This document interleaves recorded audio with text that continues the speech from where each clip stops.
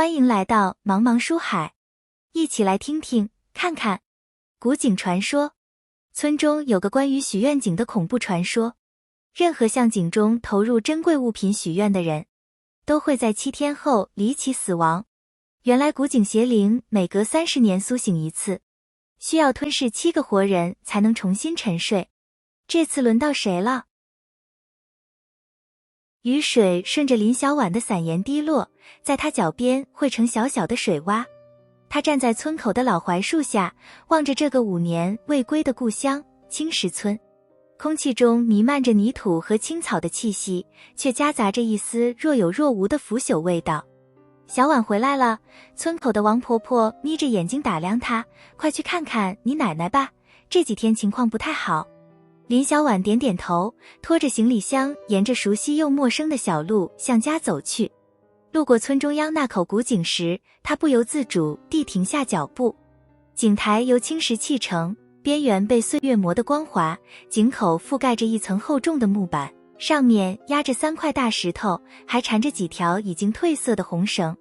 别看那口井，一个低沉的声音从身后传来。林小婉回头，看见村里的老木匠张叔正警惕地盯着古井，那井不干净。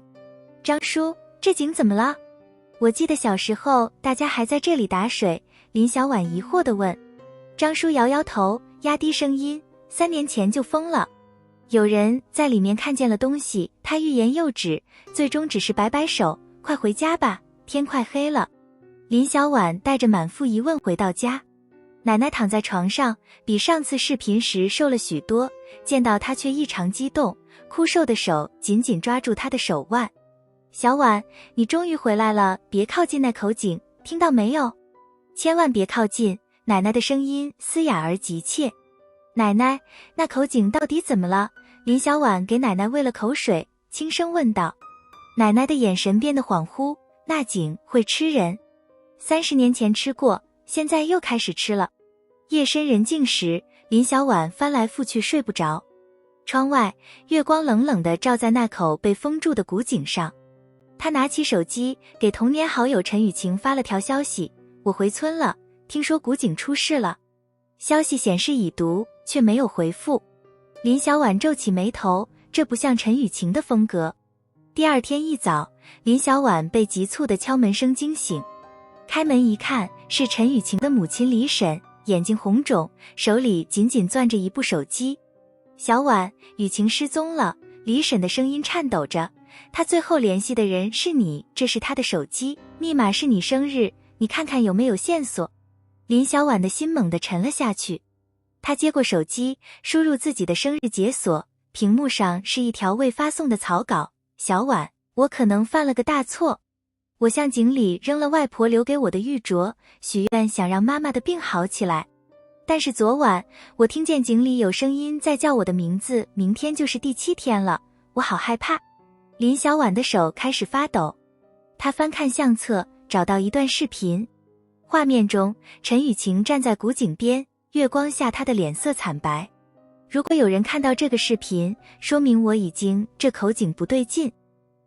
我许愿后的第3天开始做噩梦，梦见一个湿漉漉的女人从井里爬出来，说我的玉镯很漂亮，要我也下去陪她。陈雨晴的声音带着哭腔。昨晚我醒来发现站在井边，完全不知道是怎么来的。井口的木板被挪开了，我看见井水在动，好像有什么东西要上来。视频突然剧烈晃动，陈雨晴惊恐地尖叫起来，她抓住我了。画面戛然而止。林小婉和李婶面面相觑，都从对方眼中看到了恐惧。我去报警，林小婉强作镇定地说。警察做了笔录，但明显不太重视。20多岁的大姑娘，说不定是去城里见网友了。年轻的警察这样说。下午，林小婉决定自己去古井看看。井边站着个陌生男人，30岁左右，正在拍照。你是谁？林小婉警惕地问。男人抬头，露出一个疲惫的微笑。周末，都市晚报记者来调查青石村的许愿井传说。什么传说？周末收起相机，据说这口井能实现愿望，只要往里面投入珍贵物品并诚心许愿。但代价是许愿者会在7天后消失。你朋友不是第一个，根据我的调查，30年来至少有9起类似事件。林小婉感到一阵寒意，为什么没人管？因为没有尸体，没有暴力痕迹，就像人间蒸发一样。而且周末压低声音，村民害怕，他们相信是井里的东西回来了。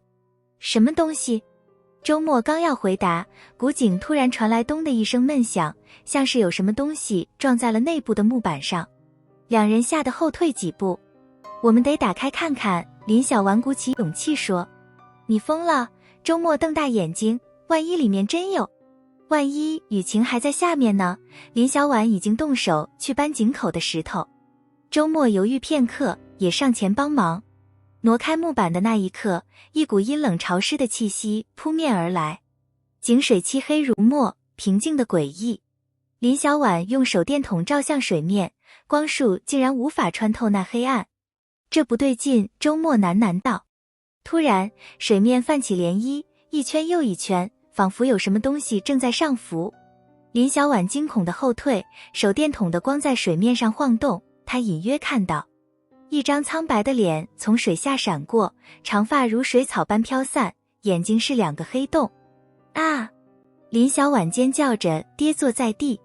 周末连忙扶起她，两人仓皇逃离井边，背后传来哗啦的水声，像是有什么东西爬出了井口。回到陈家，林小婉和周末决定查看陈雨晴手机里的完整视频。连接电视后，画面比手机上看得更清晰。就在陈雨晴尖叫的那一刻，视频角落的井口处，一只惨白的手缓缓伸出，抓住了她的脚踝。天啊！李婶捂住嘴痛哭。更恐怖的是，当视频结束后，电视屏幕突然变成雪花点，然后自动播放起一段他们从未见过的画面。陈雨晴站在井底，水没过她的腰部，她机械地重复着下来陪我，下来陪我，然后抬头直视镜头，嘴角扭曲成一个不可能的微笑。与此同时，屋外传来咚咚的敲击声，像是有人用湿漉漉的手在拍打门窗。敲击声戛然而止，屋内的灯光却开始忽明忽暗。电视屏幕上的陈雨晴突然停止重复那句话，转而用扭曲的声音说：小婉，她要我带你下去。李婶发出一声凄厉的尖叫，冲上前拔掉了电视插头。屏幕黑下去的瞬间，屋外传来一声清晰的湿漉漉的脚步声。他进来了。周末脸色煞白，从包里迅速掏出一包盐，沿着门窗撒了一圈。林小婉浑身发抖，你在干什么？民间传说盐能阻挡邪物，周末的声音紧绷，我研究这些很久了。屋外的脚步声徘徊不去，偶尔传来指甲刮擦木门的刺耳声音。李婶跪在地上，不停地祈祷。林小婉突然想起什么，抓起手机拨通了奶奶的电话。奶奶，古井里的东西现在在陈家门口，我们该怎么办？电话那头沉默了几秒，奶奶的声音异常清醒，用镜子对着她照她最恨看到自己的样子。林小婉四下寻找，抓起陈雨晴梳妆台上的手持镜，颤抖着走向门口。周末想拦住她，但她已经猛地拉开了门。月光下，一个浑身湿透的人形站在台阶上，长发遮住了脸，水不断从她身上滴落。林小婉举起镜子，那生物发出一声不似人类的尖叫，瞬间化作一滩黑水，渗入地下消失了。关上门，所有人都瘫坐在地上。李婶已经哭不出声来，只是机械地重复着女儿的名字。我们得知道更多关于这口井的事。周末打破沉默，你奶奶似乎知道些什么。林小婉点点头，心中已有决定。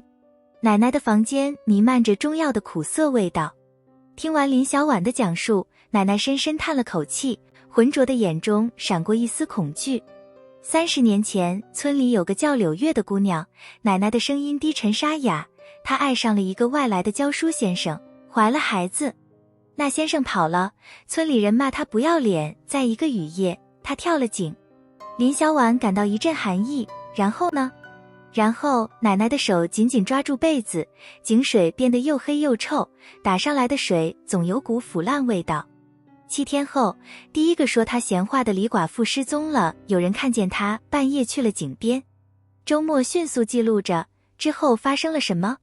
接二连三地，当初欺负过柳月的人都消失了，每7天一个，一共6个。奶奶的眼神变得恍惚，第7个应该是村长，但他请来了一个道士。道士做了什么？林小婉追问。道士说柳月的怨气太重，他只能暂时封住井口，用红绳和符咒镇住他，说30年后怨气会再次积聚，必须奶奶突然剧烈咳嗽起来，说不下去。必须什么？奶奶，林小婉急切地问。必须有一个自愿代替他的人跳入井中。奶奶说完这句话，仿佛用尽了全部力气，昏睡过去。林小婉和周末对视一眼，都从对方眼中看到了震惊和恐惧。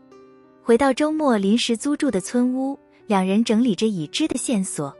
墙上贴满了周末收集的资料，失踪者的照片、时间线、古井的历史记录。我姐姐是5年前失踪的，周末突然说，声音低沉。她来青石村采风，听说古井传说后，给我发了条消息，说要去调查，然后就再也没回来。林小婉这才明白周末为何如此执着，所以你一直在调查这口井。周末点点头，指着墙上的日历，根据记录，古井每30年一个周期。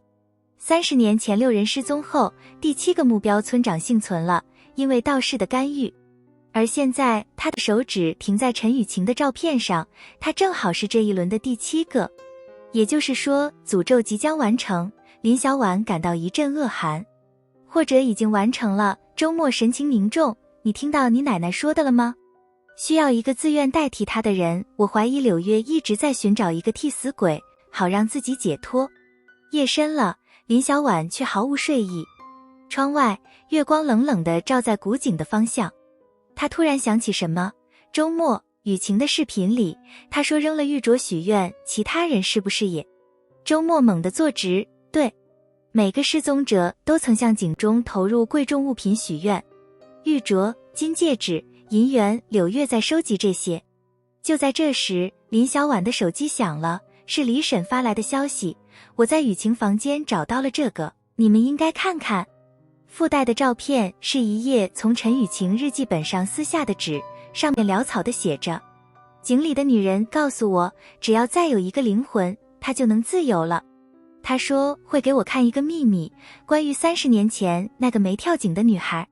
林小婉的心跳漏了一拍，30年前没跳井的女孩，奶奶说柳月跳井了，但如果……两人异口同声，如果柳月没有跳井呢？第二天清晨，林小婉和周末再次来到古井边，井口的木板不知何时又被挪开了，黑黢黢的井口像一张等待吞噬的大嘴。我找到了些东西。周末从包里拿出一本发黄的旧相册，从村里老人那里借来的30年前的合影。他指着一张集体照，看这个角落。林小婉凑近看，照片一角站着一个清秀的年轻女子，眼神忧郁，应该就是柳月。但更引人注目的是她旁边那个低头不语的女孩，虽然年轻许多，但林小婉一眼认出那是自己的奶奶。奶奶认识柳月，林小婉恍然大悟。她说30年前那个没跳井的女孩。突然，井水毫无预兆地沸腾起来，黑色的水花溅到井台上，散发出一股腐臭味。林小婉惊恐地后退，却踩到了什么东西，是陈雨晴常戴的那个蝴蝶发卡。她弯腰去捡，就在手指碰到发卡的瞬间，一只惨白的手猛地从井中伸出，抓住了她的手腕。林小婉尖叫着挣扎，那手的力气大得惊人，一点点将她拖向井口。周末扑上来抱住她的腰，与那股无形的力量对抗。就在林小婉半个身子已经被拖到井口上方时，周末掏出一把小刀，划破了手掌，将血滴在那只苍白的手上。手立刻松开了，缩回井中。两人跌坐在地，大口喘气。井水恢复了平静，仿佛什么都没发生过。你的血为什么？林小婉惊魂未定地问。周末包扎着手掌，道士留下的笔记中提到，处子之血能暂时击退怨灵，我猜我的血恰好符合条件。林小婉看着井口，突然明白了什么，柳月要的不是随便一个替身，她要的是特定的人。30年前本该跳井却没跳的人，或者他们的后代。周末脸色骤变，你是说，我奶奶当年可能和柳月一起被欺负，约定一起跳井，但她没跳，现在柳月要的是我。林小婉的声音异常平静，这就是为什么她一直引诱我来井边，为什么雨晴的视频里说要带我下去。两人沉默地看着古井，黑色的水面下似乎有一双眼睛也在回望着他们。雨水敲打着窗棂，林小婉坐在奶奶床前，握着她枯瘦的手。老人自从上次谈话后就一直昏睡不醒，呼吸微弱的几乎察觉不到。奶奶，我需要知道真相，林小婉轻声说，柳月到底是怎么死的？您和她是什么关系？窗外的雷声轰鸣，一道闪电照亮房间。奶奶的眼睛突然睁开了，但眼神却异常清明，直勾勾地盯着天花板。不是自杀，奶奶的声音变得陌生，是我们杀了她。林小婉的血液仿佛凝固了。奶奶继续用那种梦游般的语气讲述，那天晚上下着大雨，柳月怀了那个教书先生的孩子，村长说他会给村子带来厄运，我们把他拖到井边，他哭着求我们，我抓住了他的左手。奶奶突然剧烈颤抖起来，泪水从眼角滑落，她看着我，喊我的名字秀兰，救救我，但我松手了，我松手了。林小婉胃部一阵绞痛，她想起井中那只抓住她的苍白左手，柳月是在用同样的方式复仇。她掉下去时还在尖叫，第二天井水就变黑了。奶奶的声音越来越弱，道士说她的怨气会一直积聚，直到血债血偿。屋外传来砰的一声巨响，林小婉冲到窗前，看见古井方向的天空聚集着不自然的黑云，像漩涡一样旋转着。井口的木板被一股无形力量掀开，重重地砸在地上。他要来了，奶奶在床上挣扎着坐起来，眼神突然变得异常清醒。小婉，听好，柳月要的不只是替死鬼，她要重生。什么意思？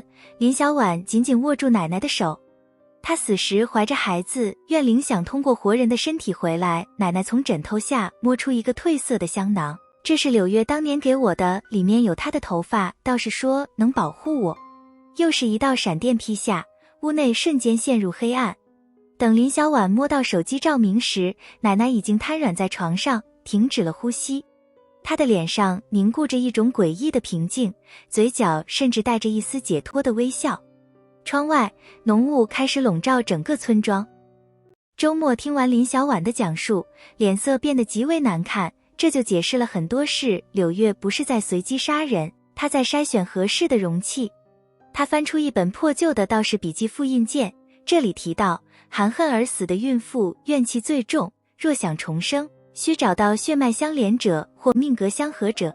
林小婉想起陈雨晴日记中的那句话，会给我看一个秘密。关于30年前那个没跳井的女孩，柳月是在利用雨晴引我出来，而你奶奶是当年唯一活下来的参与者。周末思索着，柳月可能通过某种方式感知到你的存在，一直在等待时机。突然，林小婉的手机响了，是一个陌生号码发来的视频。点开后，两人倒吸一口冷气，画面中是陈雨晴，被困在一个黑暗潮湿的地方，水没过她的胸口。他的眼睛半闭着，脸色惨白如纸，但嘴唇还在微弱的蠕动。这是实时传输的。周末检查了视频信息，他还活着，在井里。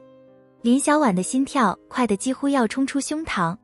他放大视频背景，隐约能看到陈雨晴身后有东西在动，一个长发女人的轮廓，正用手缓缓梳理着陈雨晴的头发，像是在准备什么。他在改造他。周末声音发颤，笔记里提到，怨灵附身需要先弱化宿主魂魄，等雨晴完全失去意识，柳月就能占据他的身体。林小婉猛地站起来，我们得救他出来。怎么救？周末拉住他，仅是柳月的领域，下去就是送死。那也不能眼睁睁看着雨晴死。林小婉甩开他的手，却在这时听到窗外传来清晰的湿漉漉的脚步声。两人屏住呼吸，脚步声停在门外，接着是指甲轻轻刮擦门板的声音。一下、两下，然后停在了正中央。周末悄声说：“别出声，他不知道我们在。”话音未落，林小婉的手机突然响起刺耳的铃声，是李婶打来的。几乎同时，门外的刮擦声变成了猛烈的撞击。跑！周末抓起背包，拉着林小婉向后门冲去。刚冲出屋子，前门就被一股巨力撞开。他们头也不回地狂奔，直到躲进村口的祠堂，才敢停下喘气。他怎么敢进祠堂？周末喘息着说：“这里供奉着祖先牌位。”林小婉突然想起什么，从口袋里掏出奶奶给的香囊。柳月的头发，你说这能不能用来对付他？周末眼睛一亮，民间法术中，怨灵的遗物可以用来束缚他们，但我们需要更多准备。他翻出道士笔记，快速查找着，有了，以怨灵之物为引，配以五行镇压，可暂困其形。我们需要柳月的遗物，铜镜、盐、桃木盒。一声巨响打断了他们，祠堂的大门被撞得摇晃起来。周末脸色大变，他在白天也能行动了，力量变强了太多。林小婉环顾四周，目光落在祠堂中央的铜香炉上，铜镜的替代品。他又从供桌上抓起一把香灰、盐的替代品。周末迅速从包里拿出小刀和随身携带的桃木挂坠。大门已经被撞开一条缝，一只湿漉漉的手伸了进来。快！周末将香囊中的头发分成5份，按5行方位摆好。林小婉则用香灰在地上画出一个五角星。就在大门被彻底撞开的瞬间，周末大喊：“站到中间去！”柳月的怨灵出现在门口，浑身滴着黑水，长发遮住了脸。他以一种不自然的姿势爬行进来，身后留下一道水痕。林小婉站在五角星中央，高举铜香炉。柳月，看看这是谁？他将香炉倾斜，让光滑的底部反射出怨灵的身影。柳月发出一声尖叫，停在了五角星边缘，像是被无形的屏障挡住了。有效！周末迅速点燃桃木挂坠，扔向怨灵。火焰碰到黑水的瞬间，爆发出一阵刺耳的尖笑。柳月的形象开始扭曲模糊。我们困不住他太久，周末喊道，问他陈雨晴在哪。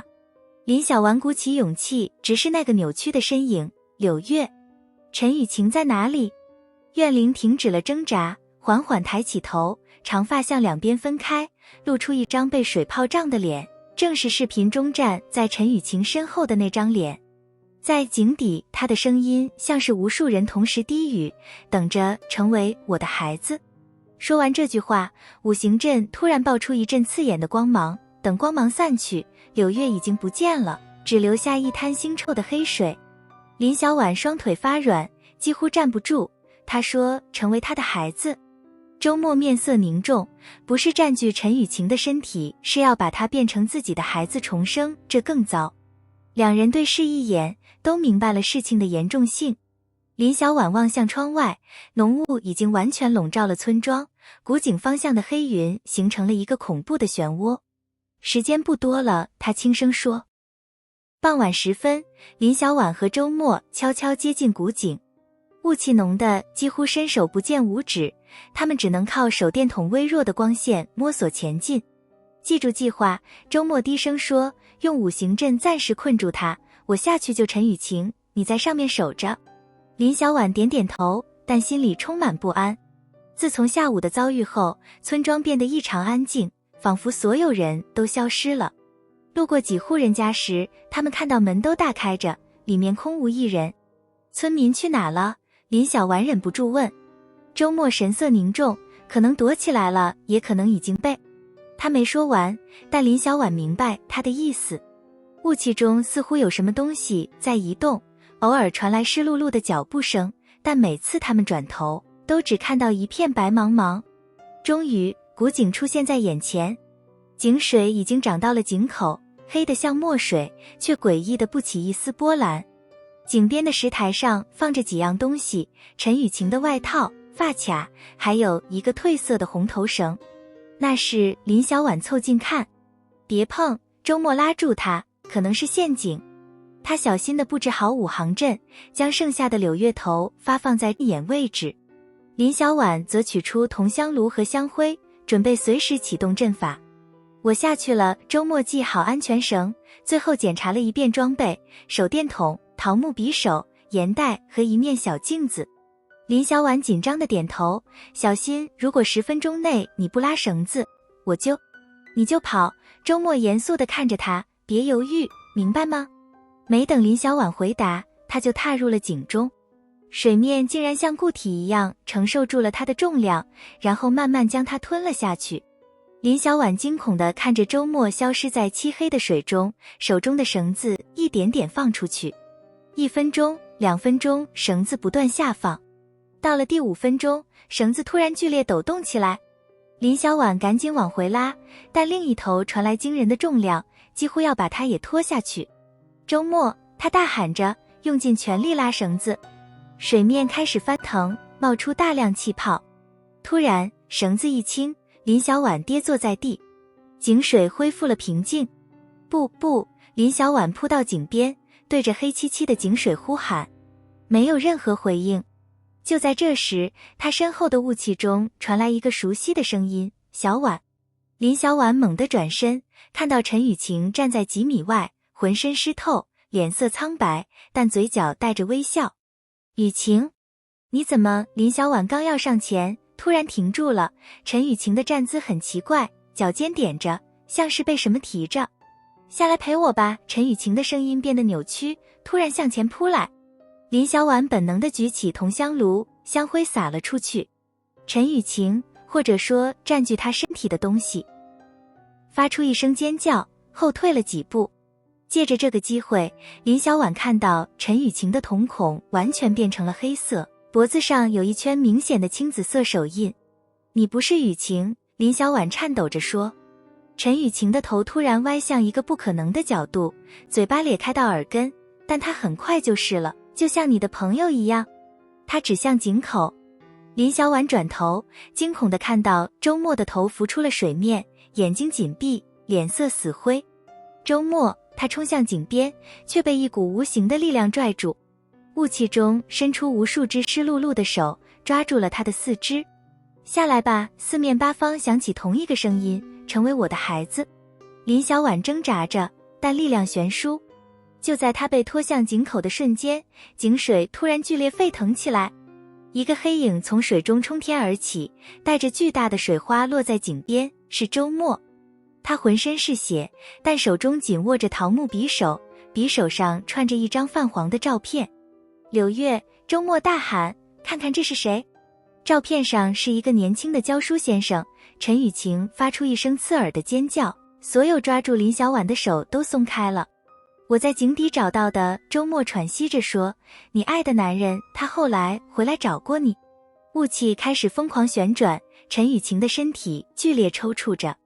周末趁机冲上前，将一张符纸贴在他额头。现在，他对林小婉喊道。林小婉立刻点燃五行阵，5道火光冲天而起，将井口围住。陈雨晴倒在地上，一个黑色的影子从他身上被强行扯出，发出不甘的尖笑。回井里去，周末将桃木匕首和照片一起扔向黑影。黑影扭曲着，最终被一股无形的力量拉回井中。水面恢复了平静，雾气开始散去，地上只剩下昏迷不醒的陈雨晴和那张已经烧掉一半的老照片。林小婉跪倒在地，泪水模糊了视线。周末踉跄着走过来，抱住她，结束了，暂时。远处，第一缕晨光穿透云层，照在古井上。井口的木板不知何时又回到了原位，仿佛什么都没发生过。但林小婉知道，柳月的怨气只是暂时被镇压，而非消散。30年后，当新一代人忘记这个警告时，古井又会开始它的恐怖循环。晨光中的青石村静得出奇。林小婉和周末将昏迷的陈雨晴安置在祠堂内，她呼吸微弱但平稳，只是脖子上那圈青紫手印始终没有消退。她体内还有阴气，周末检查后皱眉，柳月在她身上留下了印记。林小婉用湿毛巾擦拭陈雨晴苍白的脸，会有什么影响？周末沉默片刻，暂时不清楚。但根据道士笔记，被怨灵标记的人，会怎样？会成为连接阴阳的通道。周末声音低沉，柳月可能还会通过它回来。林小婉的手停在半空，祠堂外传来窸窣声，两人警觉地转头，却见李婶蓬头垢面地站在门口，眼中满是惊恐。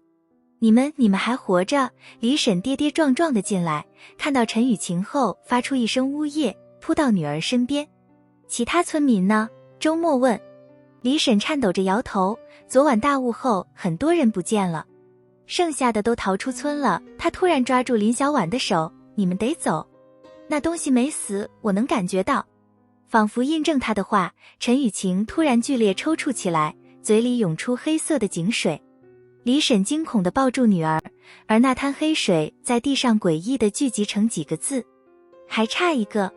林小婉和周末对视一眼，同时想到了奶奶临终的话，柳月需要7个灵魂才能完成重生。是你。李婶突然盯着林小婉，她要的是你。昨晚我在雾里看到她穿着红嫁衣，一直重复你的名字。林小婉背脊发凉。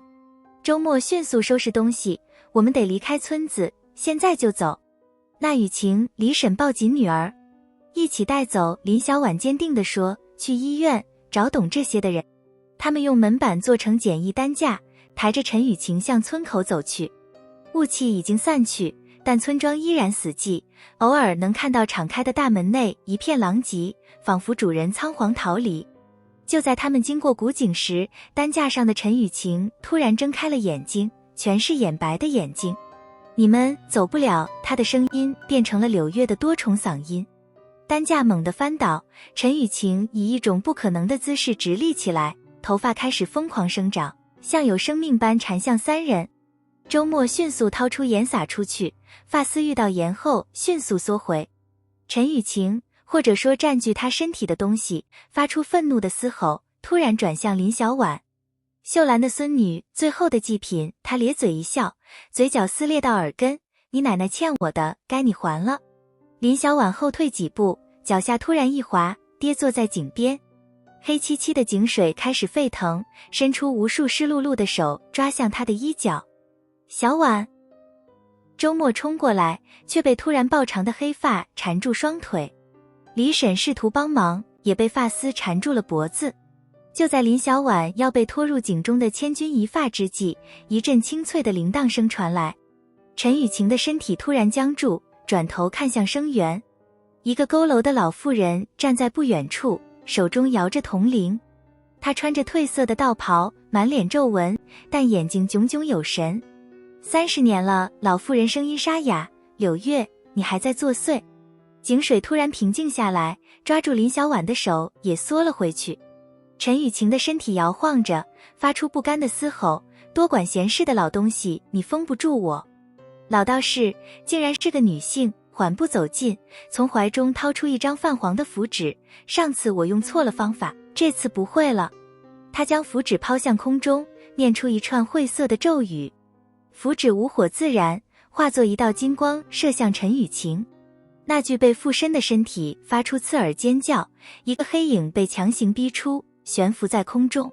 林小婉终于看清了柳月的真容，一个穿着湿透红嫁衣的年轻女子，腹部隆起，面容扭曲着痛苦与仇恨。我不要超度。柳月的怨灵尖笑，我要他们偿命，我要我的孩子活过来。老道士叹息一声，痴儿，害你的人早已作古，何必牵连无辜。无辜。柳月的声音突然变得凄厉，他们按住我的手脚，秀兰看着我的眼睛松手，所有人都笑着看我沉下去。无辜。林小婉胸口发闷，奶奶临终前的忏悔在她耳边回响，我松手了，我松手了。周末突然上前一步，柳月，你还记得林疏远吗？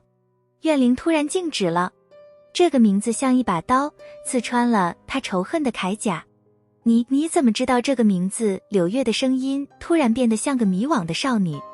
周末从贴身的衣袋里掏出一封已经发黄的信，我是他孙子，他一生都在找你，直到死前还握着这封没送出的信。柳月的怨灵缓缓降落，黑发无风自动。周末小心地将信放在地上，退后几步，信纸自动展开，上面是褪色的墨迹。无爱柳月。若你见此信，我已离乡避难。村长威胁，若再见我与你往来，便将你沉塘。我暂避锋芒，待风波平息，必回接你。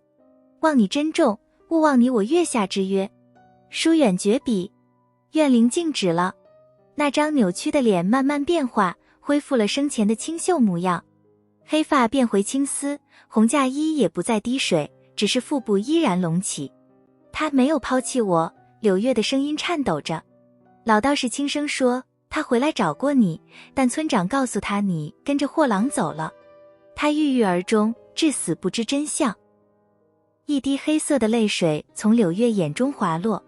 林小婉鼓起勇气上前，柳月，我奶奶临终前很后悔，她每晚都梦见你。怨灵沉默了很久很久，晨光中，她的身影开始变得透明。太迟了，她轻声说，我已经回不去了。老道士摇头，不迟，放下仇恨，你和你未出世的孩子都能得到安息。柳月看向昏迷的陈雨晴，但那女孩我已经来得及。老道士坚定地说，收回你的印记，我送你们母子往生。井水突然泛起温柔的涟漪，不再是那种诡异的黑色。柳月的身影越来越淡，最后化作一缕青烟飘向井中。与此同时，陈雨晴脖子上的手印渐渐褪去，呼吸也变得平稳。老道士长舒一口气，转向林小婉和周末，结束了，真正的结束。你是谁？林小婉忍不住问。老道士笑了笑，30年前那个道士的师妹。师兄封印失败后一直耿耿于怀，临终托我完成此事。他看向古井，现在井水会恢复清澈，怨气已散。李婶抱着苏醒过来的陈雨晴，喜极而泣。陈雨晴茫然地看着四周，我怎么了？我只记得向井里扔了玉镯。林小婉紧紧抱住好友，泪水夺眶而出。老道士收拾法器准备离开，周末追上去，前辈，那些失踪的人魂魄已入轮回。老道士头也不回地说，柳月要的从来不是杀戮，他只想有人知道真相。他渐行渐远，身影消失在晨光中。林小婉望向古井，惊讶地发现井水竟然真的变得清澈见底，映照着蓝天白云。周末握住他的手，结束了。但林小婉知道，有些伤痕永远不会完全愈合，就像奶奶临终的忏悔，就像陈雨晴偶尔会无意识摸向脖子的动作，就像周末手臂上那个奇怪的牙印伤痕。而古井依然静静地立在村中央，等待着下一个30年的轮回。